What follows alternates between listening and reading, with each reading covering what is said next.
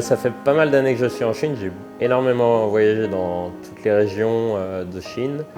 Et il y a vraiment énormément de différences dans chaque région et selon les saisons. Il varie énormément.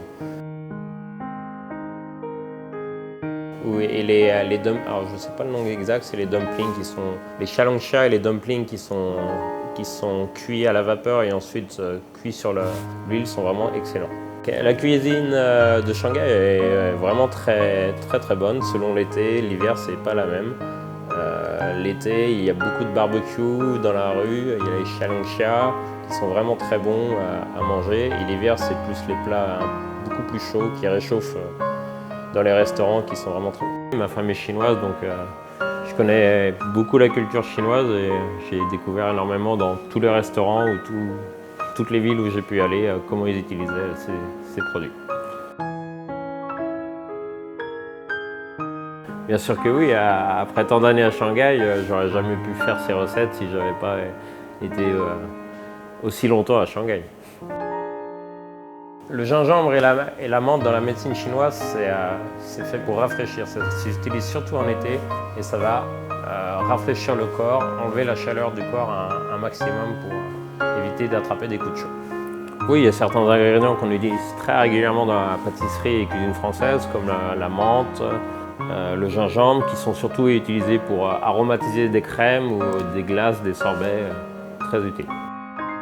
Dans la poire, j'ai utilisé le pochage avec une infusion, pareil, pour donner un maximum de goût à la poire. Donc j'ai mis du gingembre et j'avais fait un peu de thé dans l'eau pour que ça prenne le maximum de goût.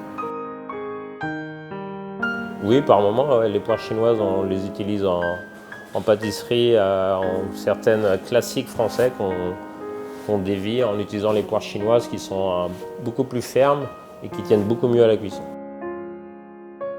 On a utilisé de la menthe pour infuser le lait dans la sauce au chocolat, pour parfumer le chocolat.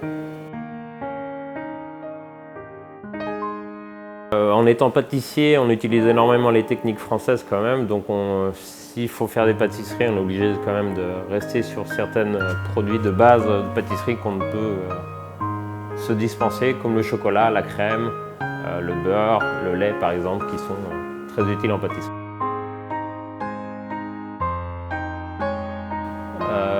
Le dressage, j'ai fait comme un dressage que ça aurait pu être une assiette de dessert occidental.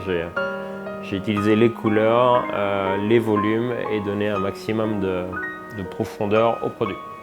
Bien entendu, je referai cette expérience, je réutiliserai, comme j'ai déjà utilisé préalablement des produits chinois, bien entendu, je referai ça.